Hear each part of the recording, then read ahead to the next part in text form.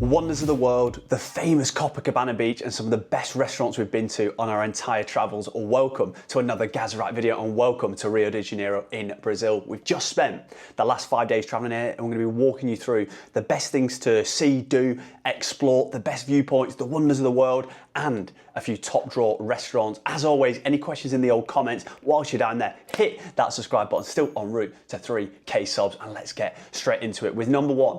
Copacabana Beach, unbelievable little day there on Christmas Day. Yesterday we're firing up the beers and just a lovely little spot. The sun is on the beach baking the entirety of the day itself. It is super busy, it is super active, so I would say if you do go there, probably don't take all your valuables. I did a separate video yesterday on just general safety in Rio. Overall it has been fine, but again, just take those steps to make sure you have a good time. It's $20 for two of the little chairs or sun lounges and an umbrella. I would heavily advise getting one of those. It's one of the hottest and most humid beaches I've ever been on. The sun was absolutely blistering down. I was still on the beach for like 2 seconds where I was just dripping in sweat. The beach is absolutely gorgeous for me. The sea isn't the nicest. It's still pretty nice, but do you know what I mean? There's quite a lot of like plastic and a few bits knocking about in there. Obviously, the more beers you drink, the less you take note of that. And the waves do come crashing down in the afternoon. So if you like a bit more of like an active beach, somewhere where you're going to get thrown about a bit in the water, then that is going to, of course, be the one for you. Next up is, of course, the big fella, Christ Redeemer. It was the final wonder of the world for myself. I'll give you a little bit of background, a little bit of history. Located on top of Copacabana Hill.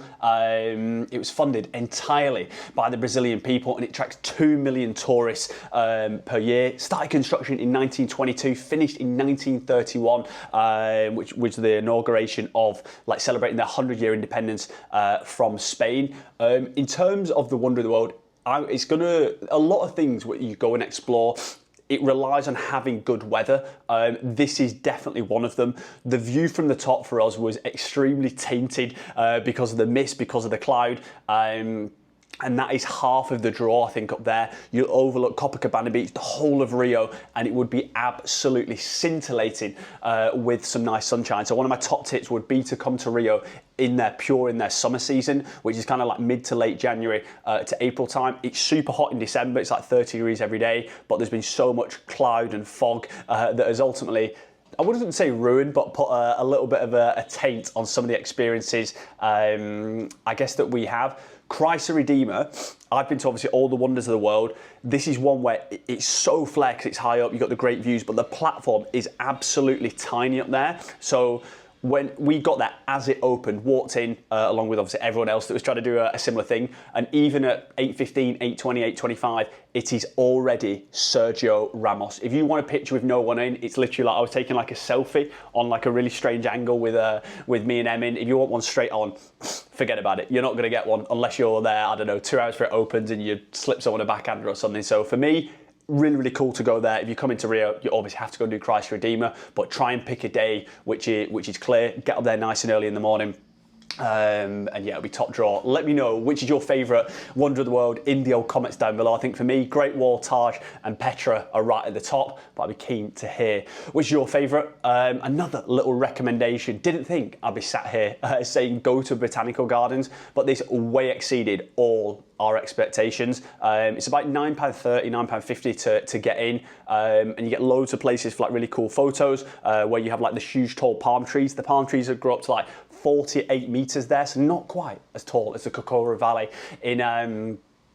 in Colombia, but super, super flair. If you're into your birds and you're into your wildlife, you'll love this even more. And we didn't know there's absolutely shed loads of monkeys just roaming about. They took a liking to Em and were like climbing on her and stuff. So not the same as the ones in Bali where they're nicking your phone and exchanging it for fruit or something. But yeah, super, super cool. Would highly recommend it. Ipanema Beach, we only swung past there because, as I say, we've had pretty poor weather. Speaking to Marco, our tour guide, of what we had for a couple of days, he said that's the safer beach. We had no problems on Copacabana. We've had no issues with safety as a whole. But I think the area around there is a little bit, even though it's on like 10, 15 minutes, I would say it's a little bit more upmarket, a little bit nouveau, a little bit more gentrified. But just from purely aesthetics and looking at the beach, I've personally preferred Copacabana, more buzz, more vibes, and just felt like you were in the absolute mixer. But if you're here for a few days, speaking of mixer, mix it up. Go check them both out and see what you think. Escadaria Selarón, again, definitely not how you pronounce it, but ultimately the steps, you will have seen these. These are super, super flare. We went as part of our trip, so that was at 5:30 in the morning. No one was there. I'd probably say that was the highlight of that day. It's great to get there, get photos with no one in. They're absolutely beautiful, the steps. Ultimately, they were redesigned by a Chilean guy called Jorge Selarón, with all like the mosaics, and there's a picture of the bloke at the bottom, and he looks like, yeah, he enjoys a couple of beer waris on his days off, or maybe even when he's when he's working. But different people around the globe came to help support and customize it all. So there's something pretty much from every country. For England, it was like Princess Diana and a phone box, and there was a couple from Liechtenstein who were on our tour, and there was even something from there. So yeah, Liechtenstein's a pretty small country, landlocked between Austria and Switzerland. So I'm pretty sure whoever's watching this, there'll be something, I guess, for everyone. Sunrise at Mirante, Dona Marta. I'm going to recommend it, even though it wasn't good for us, because we saw a picture, like our tour guide was like, do you guys want to see what it's normally like? Because obviously, I guess he didn't want to mug us off too much. Ultimately, it's a similar viewpoint as Christ Redeemer, free to go to, insane views over the city. You can see all like the favelas, Copacabana Beach, Ipanema Beach, and then the whole of Rio. So if you get a sunrise there, I can only but imagine, not imagine because I've seen it on a photo, it looks gorgeous. So again, you come in summer, this is going to be a banger, get it on the list, and it looks absolutely top draw. Another one, which was ruined due to bad weather. We did a sunset cruise. There's loads of them that go about 3:30 till 6:30. It's about £40, unlimited drinks the whole time. Only about 10 people on the boats. We set off, beers were flowing. We thought, right, come on, this is going to be it. This is where we go. Christmas Eve, Christmas in the sun. And ultimately, the rain came in and we had to turn back after an hour. So again, this is going to be something that if you come when it's sunny, you're going to go, and that's going to be absolutely gorgeous sunset with the backdrop of Rio on a boat, cerveza in hand, vino blanco in hand, and just having a class time. So I would do it. I would recommend it if you want to see what it looks like. Again, I'll have overlaid a few clips, but yeah, less than ideal. Parque Lage, basically, this is if you've done any research, you'll have seen this is like the park with the little like water feature in the middle, and it looks like something like really like Roman-esque. There's like a water feature, a really nice cafe inside like a really old building. I thought it was pretty cool. I would say this is probably the busiest place alongside Christ Redeemer that we went to. It's free to go in. There's loads of monkeys that are actually like throwing parts of like a piece of mango at people. Loose behaviour from those fellas. But yeah, if you go in, people like queue up to take like a photo right in the middle. If you got, our tour guide just took us all straight to the front, took us to the side of the queue and got us some pics there. I don't think it's like the most Instagrammable place, the best place for a photo. But again, if you just want to mix it up and if you are looking for a free activity, you can go there and it's pretty nice. A place to get a little cake, a little cerveza, a little bit of lunch, a little bit of a little sandwich action, something like that. But yeah, watch out for the old monkeys. In terms of food, I've got 3 recommendations. One called Gourmet, which is, I think, spelled like, well, spelled G-U-R, but it's said like gourmet. A little Japanese place. This is, I would say, a little bit more upmarket. This was near Ipanema Beach, and it was sensational. Like the service from start to finish was top drawer. They even got the chef over and the guy that could speak English to talk through like my peanut allergy. So I can only say good things about them. The food, chef's kiss. We literally had sashimi for starter, along with like some gyozas and this little like octopus, I'm going to say like kind of like a little ceviche type dish with lemon zest and olive oil on, and then the main course. Oh baby, was it banging. I would personally say I preferred mine. Em got the black cod and I got the steak in wasabi butter, and it was ridiculous flavours, like really, really good. Obviously it goes without saying you need to like wasabi, but it wasn't too hot, just a nice little bit of heat running through it, paired up with something very close by, a place called Vino. As it says on the tin, this is a place where you're gonna get a glass of wine. You get like £4.50. for like a nice glass. Obviously we went for the Brazilian number, but they have wines from across the world in here. So we went for some food first and you go get a nice little glass of wine afterwards. If you're looking for a little bit more of like a local feel, something that's going to give you really that taste of Brazil, you want to check out Adiga Paraola.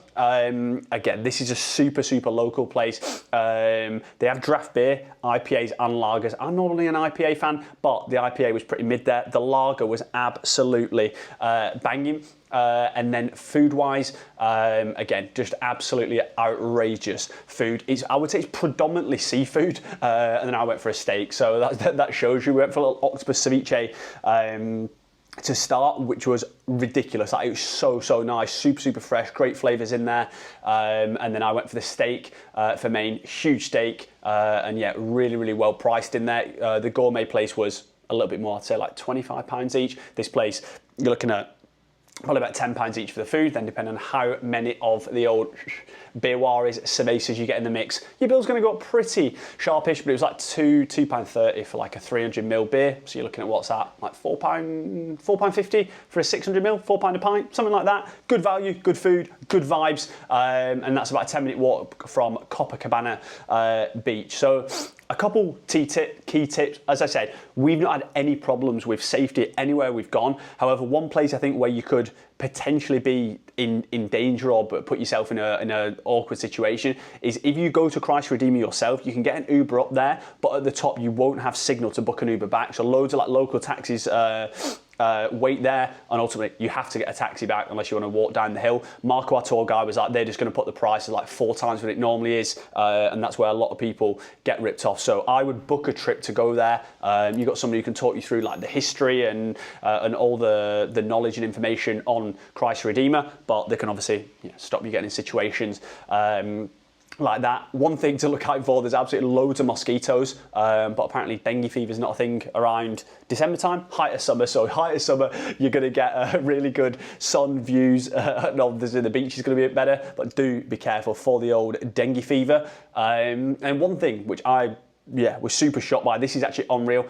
Everywhere takes card, not just restaurants, not just bars, but even like little street vendors. If you're buying, like I bought like the Ronaldo football shirt, if you're buying like a little shawl, little beach towel, little souvenir, every single person, all the street sellers will all take card as well. So I think that's a good thing from a safety standpoint, but it also just makes life easier when you've got Monzo or Revolut or whatever. You can see what you paid for rather than just taking out a wad of cash and you don't know if you're going to spend it or not. So I thought that was really good. And as I kind of said throughout, weather is key. We've had a great time here, and we said, oh, I wish we'd done longer in Brazil, but I think the weather, it does make or break it. We had one amazing day yesterday and a few like semi-okay days. If you're here and it's pure sunshine the whole time, everything's just elevated. The views, the beach days, just everything about it. So for me, mid to late Jan to April, and you're just gonna have a way better time. And as I touched on a few times, that safety's not been an issue for us, but it can be. Take measures, do you know what I mean? Don't be having your phone out the whole time or having loads of cash out your wallet or wearing loads of jewelry. If you mitigate those factors, do you know what I mean? You mitigate the chance of putting yourself in a pretty loose situation. But overall for me, class place. We'll definitely come back to Brazil and do some of like the other cities, and then it'd be great to see some of Rio in all its glory with all the sunshine on another day as well. I think for the highlight, it's strange not to say the wonder of the world, but I think it does all just link to the weather. Beach day yesterday, Christmas day on the beach, unbelievable scenes, unbelievable setup, little Ronaldo shirt, beers flowing, making making loads of friends with the locals, but if you don't speak Portuguese, that's going to be pretty difficult. And that's probably another thing to note, that everywhere in South America, I'm saying this as a positive, I really like this, everywhere in South America, I'd say like 5 or 10% of people speak English. I think a lot more in Rio just generally speak some English, because it's a little bit more touristy, but a lot of the time, if you don't speak Portuguese, Spanish, then someone's trying to sell you something or maybe hassle you, then they can't speak to you. So it's a pro and a con. It's harder to order stuff, but Google Translate and just working out English menu to Portuguese menu and counting the numbers down, you can get by. But yeah, would heavily advise, recommend coming here to make sure it's in the summer months. We've done a day vlog on every single day we've been here, and I've also done a separate video on safety in Rio. So if you want a little bit more in-depth information and knowledge on that, go back on the channel, check it out. Whilst you're down there, hit that subscribe button. Still en route to 3K subs. I'll see you tomorrow, babe. We're en route to Uruguay. Chef Salt's cooking.